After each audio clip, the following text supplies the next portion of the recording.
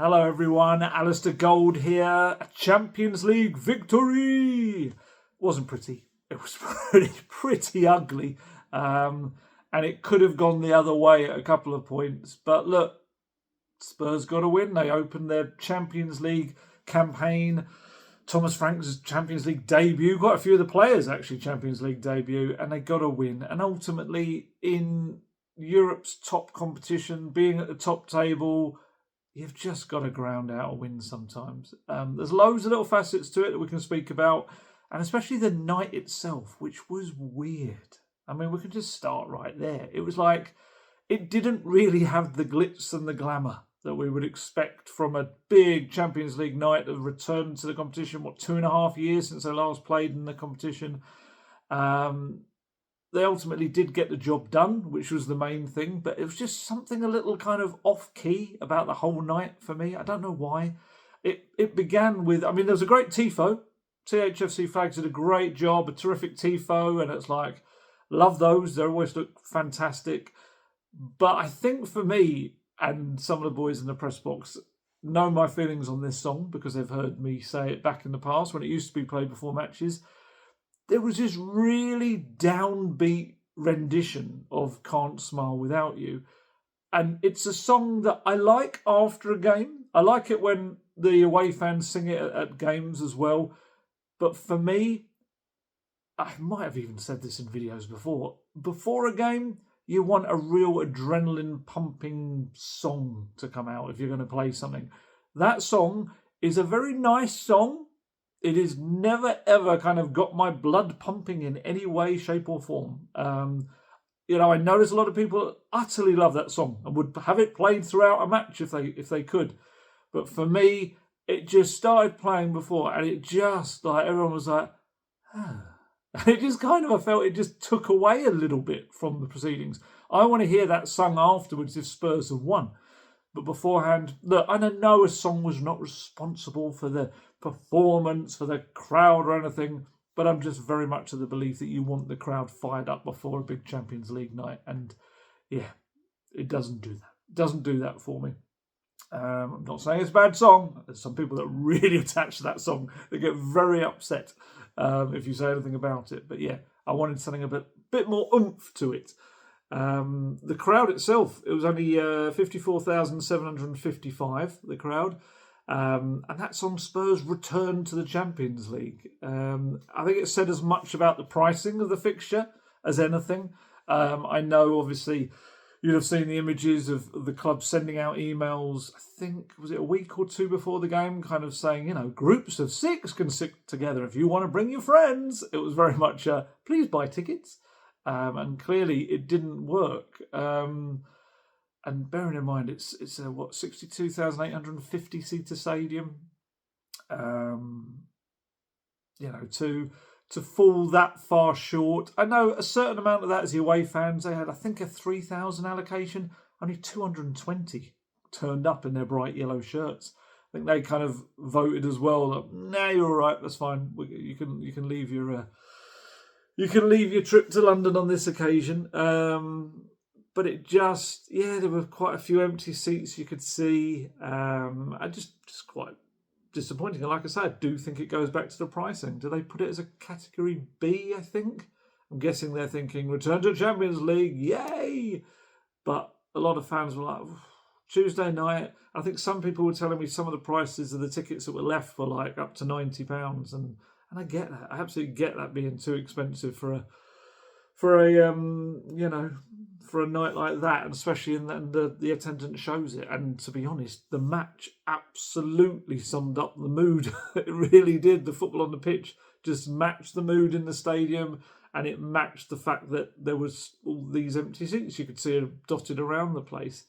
Both sides huffed and puffed and they toiled, and ultimately there was only a single shot on goal the entire match, and that was Pat Matasar's low shot from outside the box, which is not good. And it's not a great advert for people coming to the next one. I just realised the programme is really looking a bit knackered, isn't it? It's not knackered in terms of how it looks. I think it just does not like being stood up. As someone mentioned, I probably should get it framed or something, shouldn't I, at some point? That'd be quite cool, and it could just sit there. But yeah, the game itself. I mean, the goal that won it was absolutely farcical. It was ridiculous. I had actually just started to look down to type something up. And I just suddenly, just out of the corner of my eye, I was like, oh, why are people moving? I saw the ball rolling towards the goal. I had to watch back exactly what had happened. And as you'll be well aware by now, Lucas Bergvall gets down the right, low cross. The Villarreal goalkeeper, Luis Jr., looks like he has it in his hands and inexplicably kind of lets it roll out of his hands backwards across his body and just across the goal line. It was so daft. You know, I've seen people like say like, "Oh, it's dodgy," all this sort of stuff online. It was so stupid. I don't think it could ever be anything like that because it was just ridiculous. I've never seen a goalkeeper manage to do it. Let it roll out that way. You know, in those instances, sometimes you see them spill it and parry it forward. But hey, we're not complaining. Thank you very much, Luis Jr. Spurs, never really massively looked like they were going to add to that. They actually rode their luck on a couple of occasions, especially with Xavi Simons and Mickey van der Ven. Could have easily on any other night gotten sent off for their moments, which we will talk about. But ultimately, again, they ground out a win. They were lacking in star quality. They were lacking in fluidity in the way they played going forward. But they come away with a 1-0 victory in a competition that you cannot sniff at victories in. Because however they come, that is the biggest thing. And also, I think it's worth saying that in other years, Spurs might have crumbled late on. They might have conceded a late goal and thrown away the points, or thrown away at least two of them. Instead, against a team in Villarreal who have, shocked quite a few teams over the years, Spurs grabbed all 3 points. They've kicked off their Champions League campaign with a decent little start. Do you know what? It also means that Spurs are unbeaten in 21 European games at home. Ridiculous. Absolutely ridiculous. Doesn't feel like it, but it is. I think the last game they lost at home was RB Leipzig, 1-0 at home, 2020, I think it was. I think it's 5.5 years ago, which is pretty impressive. It is. We kind of don't really think about the Tottenham Hotspur Stadium as being a fortress yet, because I don't feel like they've made it thus that way. But in Europe, we're one of those stats. The teams come to Spurs and that can be a stat that's used. They don't lose to European teams, certainly for more than half a decade. So that's good. That's a good thing. I asked Thomas Frank what he made of it all. And he said, I thought it was a big win. In any competition, it's good to get 3 points and get a good start. I'm happy with that. I'm happy with the clean sheet. I'm happy with the defensive side of the game. I think we were extremely good and limited Villarreal to very little throughout the game. They're a good team I really admire. Obviously, offensively, we struggled on the day to create something against a good team. They also defended very well, which we knew in the 4-4-2 structure. They were very aggressive. They needed the highest level in terms of touch, passing and decision-making, and they nailed that. Then it was a very even game that we edged in the end. What I like is that our foundation is strong. Now we have 4 games won, 3 in the Premier League, 1 in the Champions League, and we have 4 clean sheets, which is massive. Obviously, we're building the offensive structure more and more. Xavi has just come into the club. It's fair to say he and Jed need a little relationship, of course, to get going. No complaints. It's just natural. I think there was a spell in the second half when we decided to give the ball away every single time we had it. We gave the ball away. Let's bring it back. Oh, give it away. Let's bring it back. Of course, it's a little bit easier to sit here with a smile, but of course, at that level, we will have to raise ourselves, of course. It's true. There was that period in the second half. It was just like watching a game of tennis. The ball just going ding, ding, ding, ding. It was just not sticking with either side. Spurs are pretty poor in the second half on the ball. There was some really sloppy play, even from people like Bentancur. Bentancur, first half, was like really composed, played quite well, intercepted a few Villarreal breaks. Second half, he was just like passing it to everyone but a Spurs shirt. But they were all like that. It wasn't just him.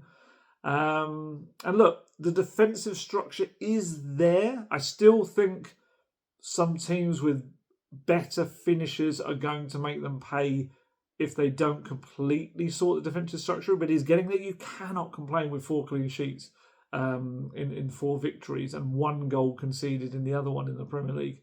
So, and they say, don't they, that all kind of the best teams are built first from the back and they build kind of forwards like that. And certainly that seems to be the way he's doing it.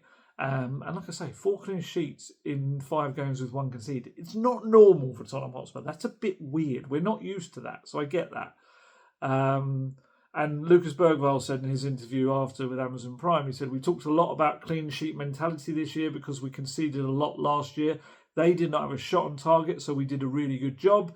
Mickey van der Ven added, I think we're a difficult team to play against for sure. Structure-wise, we're standing really good and we all know what to do. We're a difficult team to beat.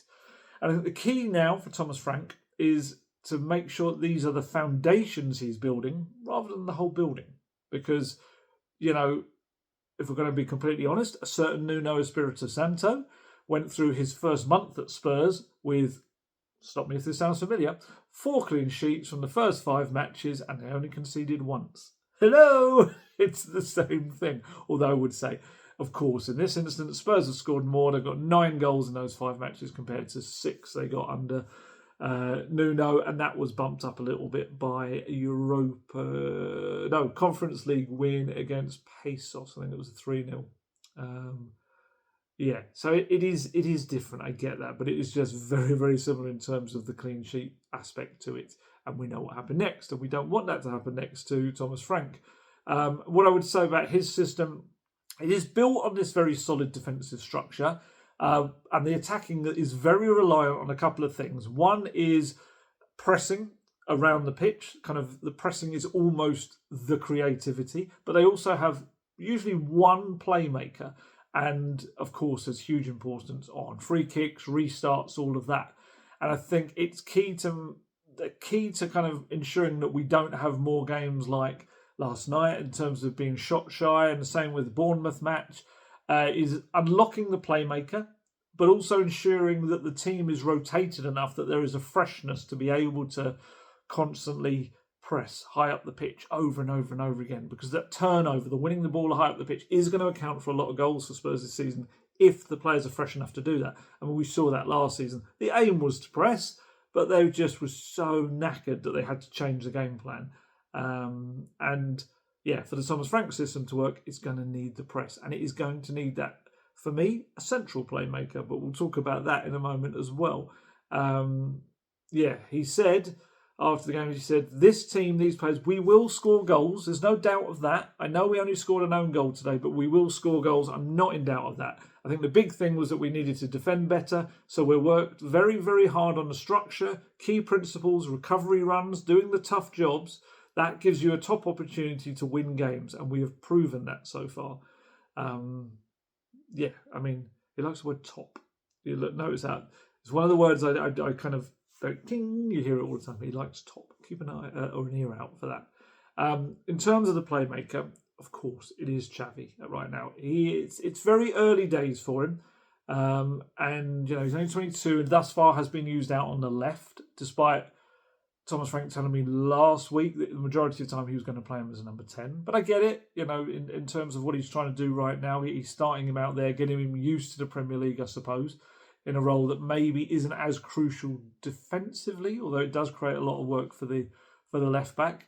I think at Leipzig, he kind of played somewhere in between a winger and a number 10. He was the left side of 2 number 10s that they would use. It kind of, memory-wise, it reminded me in terms of the way he's being used, a little bit like Luka Modric. Remember Luka Modric, when he first came in, was used on the left. And there was this kind of feeling like, oh, maybe he's too slender and too small to be able to, be used in the centre of the pitch in the Premier League. That was wrong. And obviously, the rest is history. He's one of the game's most successful players. Xavi plays higher up the pitch than Modric, really. And Spurs need him, I feel, to fill that Maddison role. He needs to be there, threading little passes through to the attackers, twisting, turning past opponents in the middle of the pitch to create space for others as well. He's got that little burst of acceleration, I feel, but he doesn't have the kind of the pace to really be a flying winger. And he also has this tendency, of course, to drift inside. That doesn't really lend itself to a great partnership with Jed Spence, because Jed Spence also isn't the widest of fullbacks, because he is right-footed, of course, in terms of playing on the left. And he did speak about that, Thomas Frank, as well. It's some good little quotes, actually, in the presser. I don't know why I'm saying little, but they're good quotes. He said, how do we get gelling? It's when you get those good relationships. So I think, for example, on the right side, Pedro and Kudus, they definitely have something going. I think Lucas came over to that side and it looked good. I think on the left side, Xavi and Jed, good against West Ham, but it's not 100% in sync when maybe it's not going, as an example. We gave the ball away so many times where we could have played it more second half, which just happens sometimes. And he was asked, I can't remember who asked it now, but about Xavi looking less impactful in the second half compared to the first half. And he said, I think there could be many, many reasons for that. I also think there were 3 or 4 or 5 times when he should have had the ball quicker to create something, but it was just unfortunate. Talking of fortunate, I think he was fortunate to stay on the pitch. First yellow card was a little bit soft. He caught someone's foot. Second one, he really could have got one. He brought down Nicolas Pepe while he was on the yellow card in the second half. And yeah, the referee, good old Rade Abrenovic, didn't flourish a red card. Thank you, Rade. And VAR can't intervene over a second yellow. So all good. And yeah, Villarreal manager Marcelino, who's a no doubt that he should have got sent off. And Amazon had their referee pundit Mark Clattenburg, who also felt that he should have been sent off. Thomas Frank was asked whether his heart was in his mouth at that point. And he said, yeah, maybe. I haven't looked into it. I think there was one on that transition you could maybe discuss, just because it looks dangerous. It can't be a yellow all the time, though. But of course, I understand why you asked the question. So, yeah. For me, the scarier moment was Mickey van der Ven. Mickey van der Ven, who I thought was really good in the game. Lots of interceptions, lots of really good moments when he read play very well. But yes, he did bring down Georges Mikitadze as he was running towards the Spurs box late in the game. I think all of us were like, oh no, kind of expecting first a penalty before we kind of really saw where it took place, but also the red card, which of course would then rule him out as well in the future game. And yeah, somehow referee ran over, gave a yellow card, and VAR just decided that they were just confirming it took place outside the penalty area. They didn't seem to be indicating anything else to him, which I think served Mickey van der Ven and Spurs very well, because ultimately, while again Marcelino felt it was a very clear red card, for Spurs, they stopped a very dangerous moment. Mickey van der Ven only got a booking on his Champions League debut, and the resulting free kick that Pepe took curled wide. As much as I'm sure it'll pain most people, Pepe was probably the best player on the pitch. Not good enough in the final moments with his finishing, but caused Spurs lots of problems. I think he was just named Player of the Month in La Liga, ahead of lots of obviously big La Liga talent. Yeah. I asked him, Thomas Frank, if he was that moment when he saw Mickey van der Ven bring the player down, where the Georgian international, whether he was a bit like, ooh. I didn't make that face. I actually made a total bodge up of the question. I said something about Mickey van der Ven being brought down. I was like, sorry, bringing down, and I couldn't remember the guy's name. It happens. He knew what I meant, so it's fine. And he said, of course, just at that moment, it didn't look top. See? Sometimes I can clearly see penalties and yellow cards when it's going our way. This time, there was a little bit of need to hope.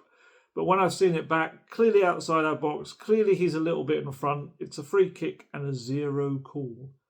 So, yeah, look, if he was a little bit ahead of him, I guess, but he still is bringing him down as he's going through. But, yeah, I do think the Spurs got lucky on both of those, to be honest. But we'll take a bit of luck. We don't always have it. Look, so his Champions League debut, Thomas Frank, a success in terms of result. Now it's key for him to build on top of that defensive structure, because I think the Tottenham fans will absolutely accept some misfiring displays like this if they're bringing wins. We know that.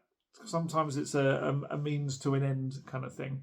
But as much as you want to keep the other team out in order to avoid a defeat, you do have to score those goals to win. It's just obvious. It is stating the obvious. For me, using Xavi infield as a creative midfielder is going to be one way they're going to create more. But to do so, he would have to sacrifice one of the less creative quartet that he has a big affection for. Obviously, Rodrigo Bentancur and João Palhinha are a very solid base that will be used together in some games. And I do think when the games come thick and fast, he can rotate them as he has done this week, one of them being a number 6 one game and the other coming in for the next one. Pat Matasar, we know, he's a huge Thomas Frank favourite. He loves him because of his energy and his movement and his tactical maturity as well. And Lucas Bergvall has absolutely roared into contention again, which is great. Back-to-back Man of the Match awards. Probably Spurs' best player, I would say, last night. His Champions League debut as well, very positive. And like I said, Thomas Frank praising the way he linked up with Porro and Kudus down the right. And of course, it was him that slung in the ball that ends up winning the game via some very awful goalkeeping. He doesn't lack confidence or maturity on the pitch, absolutely. He's been handed long throw duties when Kevin Danso isn't on the pitch. Andreas Georgsson obviously drilling him to do those. They're good. They caused some issues yesterday. And just one thing I thought kind of showed his maturity in a way, but also just how a bit naff the atmosphere was around the stadium. It was in the first half, as he was going over to take a long throw, he's suddenly going like this.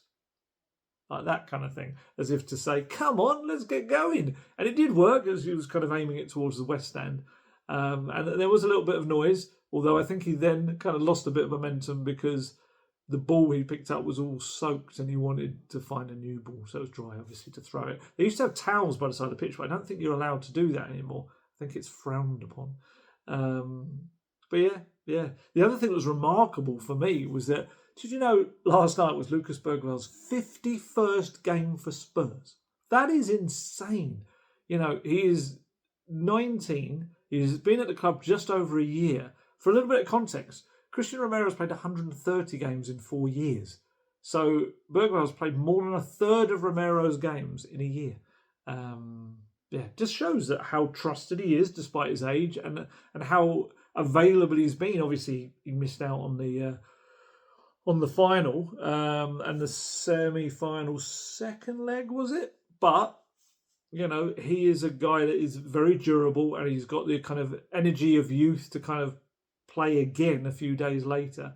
And he's starting to catch the eye of various pundits. I've noticed that. I saw Alan Shearer talked about his unbelievable technique for the headed goal against West Ham. And there's a nice little quote from Wayne Rooney, who was speaking about him on Amazon last night. He said, sometimes you forget how young he is because he played a lot of games last season and the maturity with which he plays is fantastic. He shows different sides to his game this season. Last season, he played a bit deeper, and to play as a number 10 is not easy. It's not easy to get on the ball and be in the right positions, but I thought today he showed a different side to his game, which will only improve him in the future. I was listening to some of his interviews afterwards. He does make me chuckle, Lucas, because he's very enthusiastic when he talks, but doesn't actually say that much. You have to kind of really tease it out of him. It reminds me a little bit of, you know, when you do...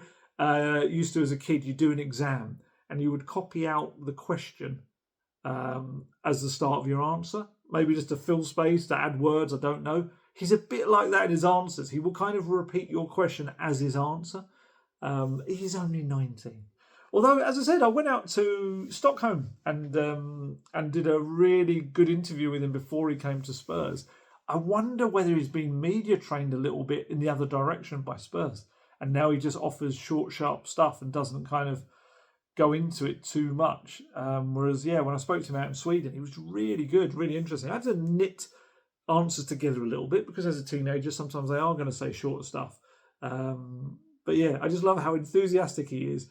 And then he'll do that thing that I've said before, that he goes, yeah, at the end of it. And he's like, okay, it's time for the next question. You have to have a load lined up for him ready to kind of keep him going and keep him talking. But he's a funny character. I like Lucas. I've done a couple of interviews with him now, one on tour as well.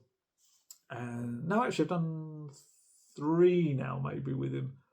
And he's always got that little glint in his eye. He does. There was one when it was after the game in Munich in pre-season this summer, when a couple of us were going, "Oh no, you go first," over a question rather than talking over each other, and he found that hilarious that people were being that polite. I think he's just used to everyone shouting over each other. But no, he's good fun. He's a terrific young player, and he's only going to get better and better and better. He could be a real star. Just got to keep on the path he's going on, and listen to the coaches, work hard. It's all the old cliches, but they're the cliches that bring success. What else do we get to see? Oh, we got to see Randall Kolo Muani. His first minutes. I think he is he 899 legacy number? I can't remember where they're up to now. Could be 899. Was it? Yeah, something like that. I don't know. But just a few minutes towards the end of the game. His first minute since July the 1st. Didn't contribute much. He had a knockdown to Paulinho, which was quite good for a shot over the bar, and booted someone in the head, I think, with a high foot. I can't remember what happened now, but I think it was a bit over dramatic, but got himself a yellow card. He's going to need more minutes to get sharper when you've been out for that long. And he didn't do much training with PSG either in pre-season because he wasn't part of their plans. And be intrigued to see when Dominic Solanke comes back, when he comes back. I feel like every press conference, either me or someone else is saying, "It's Dominic Solanke, how's he doing? Where's he coming back?" And Thomas Frank goes, "Yeah, he's almost back." Why do Spurs? Spurs just are like that, aren't they? There are so many players that we've been told are almost back. Someone was telling me that Ange Postecoglou after the Forest game, who was it got injured? Was it Murillo? I can't remember who it was in the first game. I think it was Murillo. Said, "Oh, it's all right, it's just a knock." And collectively, as Spurs fans, we should have said to the Forest fans, "No, don't listen. If it's just a knock," and maybe it's just Spurs world, but if it's just a knock, it means doom and disaster. But yeah, so certainly we're waiting to see what happens to Solanke. I think when I asked the other day, Monday, he said, Thomas Frank, he is taking positive steps in the right direction. So we shall see when this ankle is better. But I do think they miss Solanke. You know what I'm like. I'm a big Solanke fan. I love the way he plays off the ball and also deeper with the ball. And I think Spurs really miss that. With his, Richarlison is kind of a bit more of a brute force kind of player. Whereas I feel with Solanke, he's got that ability to come deep, hold the ball up, dribble a bit, allow others to run past him. And then he can play a really nice ball through as well. So, yeah, he's... they need Solanke back. They do. But I'm intrigued to see where Kolo Muani plays. Will he play on the left when you've got, if in the rare circumstances Spurs have three strikers fit and available, or will he be just primarily used as a second striker or a central striker? We shall see. We shall see. He's got a large group of players, Thomas Frank, that need kind of minutes. And after the game, you might have noticed in some of the player interviews and his interview, a lot of the players that hadn't played or were subs were doing like a training session behind. They brought the goals into the centre of the pitch. And yeah, they were all kind of just going through a session at what would have been way after 10 o'clock at night. But I guess they've got to keep them ticking over and getting some kind of fitness into their legs. One player who didn't need ticking over or getting fitness into his legs was young Jun'ai Byfield, only 16 years old, because he played 90 minutes for the under-19s in the UEFA Youth League game at Hotspur Way that afternoon. They beat Villarreal 5-3. Then after a quick shower and a change, he was whisked away to the Tottenham Hotspur Stadium, where he was on the bench in a Champions League game. What an incredible moment for him. You might remember he was also on the bench in the UEFA Super Cup as well. Just shows how highly rated he is by the coaching staff, just 16 years old. I went along to the under-19s game, the Youth League game. I always like to see those, and I should hopefully get some of the away ones. It's a morning one in Buda, I think. But yeah, it's a great competition because you are seeing the best young players in Europe, really, that are not quite the first team level. And in previous years, it's a few stars of certain levels have come out of that. And I almost remember Troy Parrott smashing it in that competition, scoring against the likes of Barcelona, Inter Milan, teams like that. And he got a lot of notice. And I don't think it's any coincidence that he is now playing in the European game, doing very well for AZ Alkmaar, although he's got a knee injury. Started like a freight train. I think he got 10 goals in 7 games for them. And he's got a knee injury, I think a medial ligament one as well, so I think he's going to be out for a couple of months. But this is a competition that can get you noticed. And yeah, Spurs got there in the end. Some iffy defending at times. Although the central defensive partnership, Jun'ai Byfield and Malachi Hardy, who's 17, there were just some little moments, maybe as a structure more than just those two, of course. If you were wondering who takes the team, it's Williams-Barnett, the under-21s boss. There was some. I mean, Luca Williams-Barnett was someone that everyone was keeping an eye on. He played well, certainly in patches. He's got that quality to kind of really take things to another level. He was good, like I say, in moments. Callum says he was the captain.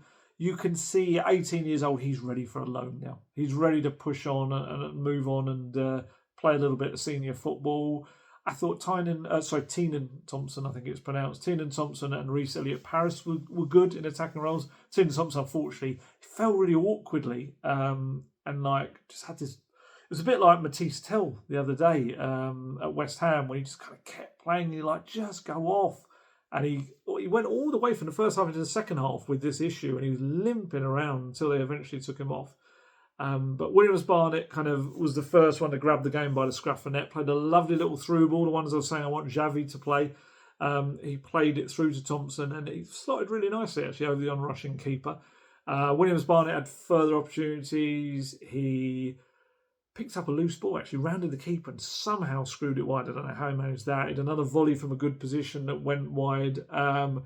Villarreal, of course, if any profligacy, they're going to, a team like that with a technical ability, they're going to punish you.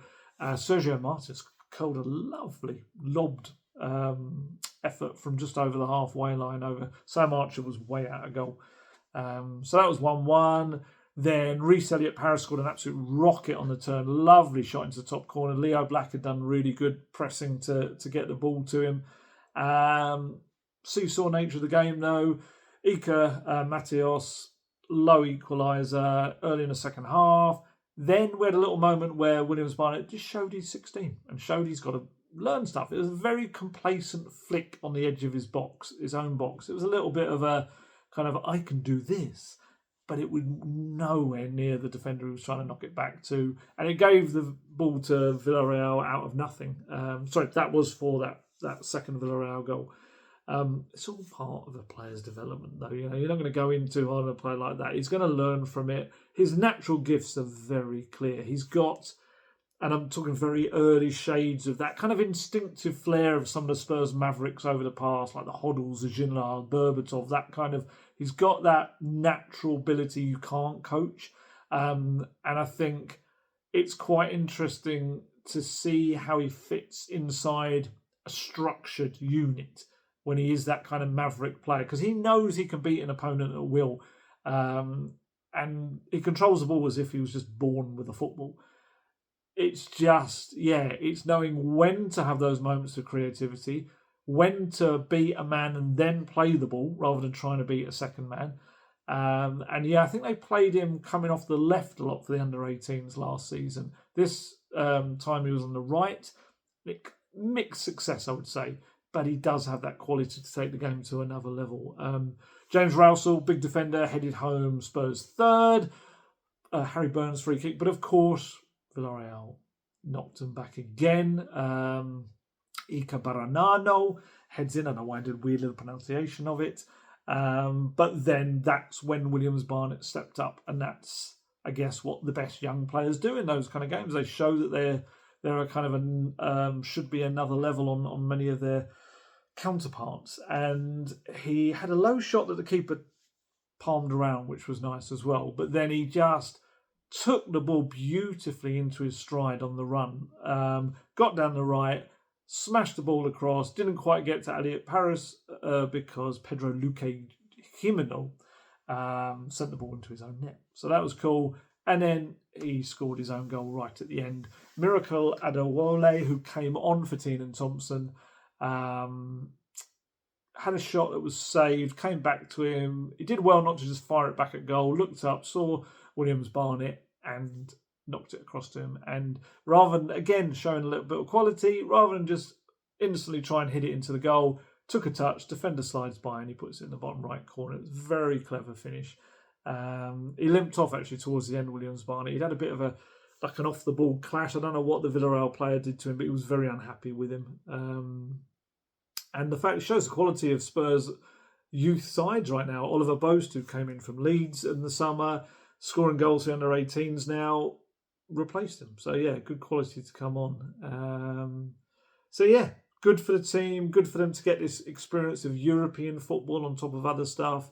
And good for them all as well that a fair few of the first team coaches were sat right next to me up in the little stand that they put up at Hotspur Way. There was Matthew Wells, Andreas Georgeson, the set piece coach, Justin Cochrane as well. Stuart Lewis was there. Obviously, many of those are his former under-18s. So he'd have been very happy with that. And it'd be interesting to see which of them get a chance kind of this season. I mean, Williams-Barnett, he is from a big Spurs supporting family. I know that. And I would imagine Spurs, a little bit like they did with Mikey Moore, are going to have to show him, because a lot of clubs are going to be interested in taking him away before he becomes a professional, that there is a pathway there. And I wonder whether he gets given a chance again. He was on the bench 3 times in Europe and once in the Premier League last season. I know there was an injury crisis that kind of made that happen, but I do wonder whether we get to see him on the bench. Mate, who knows? You know, you've got the Carabao Cup game next week against Doncaster Rovers. There's going to be a lot of players given a chance there. There's going to be a lot of players hopefully given a rest as well because of the massive schedule that's kind of upon us. Could you see Jun'ai Byfield get on there and get a couple of minutes? I think if he comes on, he would be the second youngest player to ever play for Spurs, just behind Mikey Moore. I think it's only like 13 days behind. I don't know about Williams-Barnett, actually. I feel like they may be of a similar-ish age. I think they maybe both were December. Can't remember. Too many numbers, too many dates. But yeah, who knows? It'd be interesting to see whether any of those youngsters get a chance, because it maybe is a good game to do it. League One side, I know you can't underestimate them, but there'll be enough quality. Even the Spurs' second 11 should have enough quality, and then you could maybe bring on a couple of youngsters as the game goes on, while still having senior players among the 9 on the bench. Dane Scarlett's going to have to get some minutes at some point. Now he's kind of stuck around because he couldn't get a loan. But yeah, we shall see. First up, though, we can't look too far ahead of that. First up was Brighton away at the weekend. Brighton yet to lose at the Amex this stadium, although they did lose away to Bournemouth last weekend, as Spurs did before the international break at home. I would imagine with 3 full days between the matches, you should see Thomas Frank be able to name pretty much a full strength side. And then, like I say, can make the changes in the Carabao Cup game as well. And it's key. They're going to have to keep that defensive solidity because it's a tough game going to Brighton, but they're going to have to show more going forward. They really are. Some of those relationships between the newer players are going to have to click, hopefully. I do wonder whether with if you're going to play Xavi on the left, does Destiny Udogie kind of be a more natural complement to him as a left back, in terms of Destiny will stay wide, he will stay left, he'll bring balance, and that will allow Xavi to come inside. Maybe that's what he does if he wants to keep him at left back for now, but I would love to see him in the middle. Let me know in the comments, if you're bringing Xavi into the middle, who do you sacrifice out of those midfielders to play in there? Or do you play him as like a support striker? Well, I guess you still have to sacrifice a midfielder either way, really. In terms of Spurs hierarchy watch, which I feel like I've been doing in recent weeks, you'll be delighted to know that Vinay Venkatesham up in the director's box was joined by non-executive chairman Peter Charrington. He was up there, and also not only Vivian Lewis but Charles Lewis as well, who looks a little bit like his father Joe Lewis, like a younger version. Also a little bit like Daddy Warbucks from Annie, but that's a whole other thing. Of course, if you're not aware, Vivian and Charles Lewis are the powers behind the club now as senior managing directors of Tavistock, who run Spurs owners ENIC.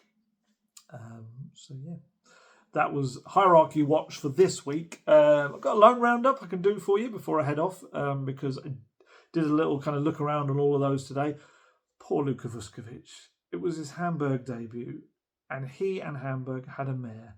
Because, let's be honest, they were facing Bayern Munich, and they were throwing an 18-year-old centre-back into the middle of a back three against arguably the best natural number 9 in the world right now, Harry Kane. What a way to make your debut. And it wasn't pretty. 5-0 to Bayern Munich. Kane scored twice. Played the full 90 minutes for Vuskovic. Massive learning experience for him. But yeah, I watched all the highlights, and 3 of the goals Vuskovic was kind of involved in. First one, Kane plays in Pavlovic behind him. Next one, Diaz has a shot. Actually, the second and fourth goal, I think they were. Diaz has a shot that deflects off of Vuskovic, wrong foots the goalkeeper. And then in the second half, the 5th goal, Harry Kane picks up the ball in front of Vuskovic and just motors past him as if he's not there and buries it in the bottom left corner. You can kind of see Vuskovic trying to grab him like, come back. Yeah, baptism of fire, absolutely, for him. But he won't have to face many, if any, better strikers than the former Tottenham man. He plays, I think, Heidelheim this weekend, and hopefully a much better experience for him. But I do think for an 18-year-old, that's a cracking way to learn. You learn from your mistakes, and you learn from facing someone as good as Harry Kane. You absolutely do. What else we got? Manor Solomon's at Villarreal, unused sub in his first 2 games in the Liga. I think they lost 2-0 at Atletico. And of course, his return to Tottenham Hotspur Stadium. He did not enter the pitch. Will Lancashire continues to score goals, which is fantastic. 3 out of 5 now for him in the Championship. Almost knocked something over there. Yeah. So I think now, 3 and 5 it is. He's kind of the poster boy for this group of the lone army, as it were, because there's been a lot of decisions made where the players are not playing football. He is one who is playing, and he's scoring. He's doing really well. Scored the first goal of their 2-2 draw against Leicester. Leicester had Oliver Skip starting, and Harry Winks came off the bench and apparently changed the game. Bearing in mind they were a man down. I think Aaron Ramsey got sent off in the first half. But another goal, fantastic. 20 years old, and he is smashing it in the Championship right now. And for a team that probably won't be smashing it in the Championship, so that's kind of makes it even more impressive. Alejo Veliz, he's got an injury. We've seen him get painful injuries at Spurs as well, didn't he? Against Bournemouth, was it the knee one? Well, this time he fell awkwardly on his shoulder. And there was some fears he might need surgery of dislocation of his right clavicle, but the tests have come back that he will miss a few games, but he's avoided surgery. If you want the technical term, he got a grade 2 acromioclavicular injury in his right shoulder, which apparently is a partial tear of the ligaments that support the joint between the clavicle and the shoulder bones. There you go. Don't say I don't give you all the medical information I possibly know. Technically, it came from Argentinian media, but I know it because I read it. Mikey Moore, the Rangers' nightmare continues. Look, he's gone into an absolute horrible situation there. Just essentially parachuted into just a mess. Russell Martin, life at Rangers, not good. They lost 2-0 to Hearts at home at the weekend, and I think they're 10th in the table. It's their worst start in 47 years, and Mikey's just getting caught up in it all. A team lacking in confidence. He's trying to make things happen, unable to do it. People not on the same wavelength, or he's just not executing stuff properly. I looked at some of the ratings at the weekend from some of the papers. He was getting like 3s and 4s, which is obviously such a shame because it felt like a great move for him, to have that little bit of extra exposure. European football, that lasted all of 2 games. And I think you would imagine Russell Martin maybe will not be his manager for that much longer unless there's a big turnaround. But not good for Mikey, which is such a shame because obviously such a talent. Alfie Dorrington, he was left out of Aberdeen's UEFA Conference League squad, which I know went down like a lead balloon at Tottenham. He did get to play at the weekend against Livingston in the Scottish Premiership, helped them keep a clean sheet, 0-0 draw.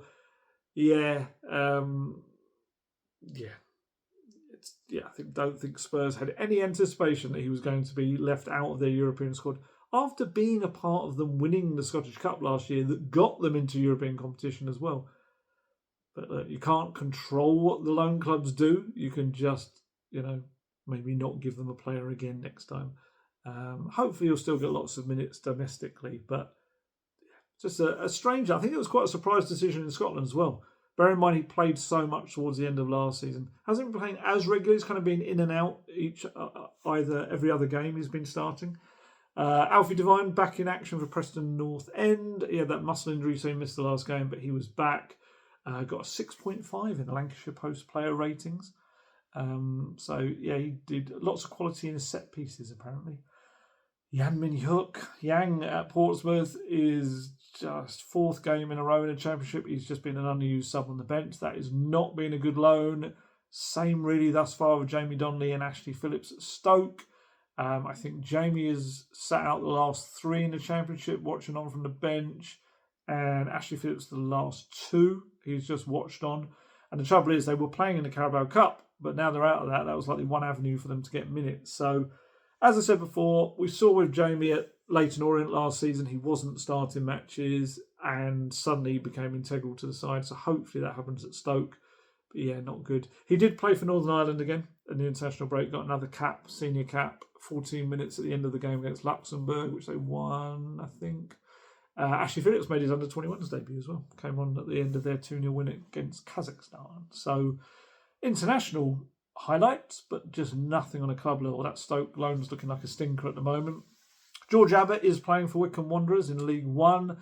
67 minutes to his name. I think they lost 2-1 at the weekend to Peterborough. He's got 583 minutes in 10 appearances for Wycombe. So it's working for him, George. That's fantastic. Damola Ajayi, unfortunately, on the bench, unused for Doncaster as they lost 3-0 against Wigan at the weekend. Imagine he's not able to play, is he? Because of domestic rules being different to UEFA ones. So he won't be able to play against Spurs next week in the Carabao Cup. It's a shame. Well, shame for him, because obviously he had that wonderful moment at Tottenham Hotspur Stadium, scoring against Elfsborg on his debut. His one and only game thus far for the club. Tyrese Hall at Notts County, he came off the bench, got back into action with them. I think he missed, was he unused in the last game, I think? But anyway, half an hour from the bench on this one. 1-0 defeat to Gillingham in League 2. He's got 197 minutes under his belt, in case you were wondering this season. It's his first loan spell away like Damola. So all of it is good experience for them. Just getting used to the senior atmosphere and what happens in clubs that aren't Tottenham's academy, I suppose. So here you go. I think that's everything I was going to dive through. I think that's everything. Sometimes people say, can you not do shorter videos? The odd person pops up. I'd like to think the amount of stuff I've packed into that, I couldn't have really fitted into anything else. But Brighton up next. I shall be making that trip early on Saturday morning to get up there. Some not so great memories have we of games at the Amex, so need to put that right on Saturday. If they can keep this momentum going, then it'd be terrific. But they've got to show a little bit more going forward. That'll be the key. It's great to be a set piece side as well. That is a string to the bow that they didn't really have so much last season. But it needs to be more than that. Fingers crossed. Fingers crossed. It's a goodie. And we can talk about that on Sunday. Time to head off. Press conference is on Friday. I think it's 1:30 on Friday. And then, the game on Saturday was at 3:00 at the Amex, isn't it? So, anything you'd like to know, any questions, pop them in the comments and I'll try to address them in the next video. But otherwise, we'll just be talking about Brighton and Hierarchy Watch as well. I shall try and keep an eye on who are the powers that be that are up there. We'll see. Right, time to head off. I need to go and have my dinner. As always, stay healthy, stay safe, look after yourselves. I shall catch you later. Goodbye.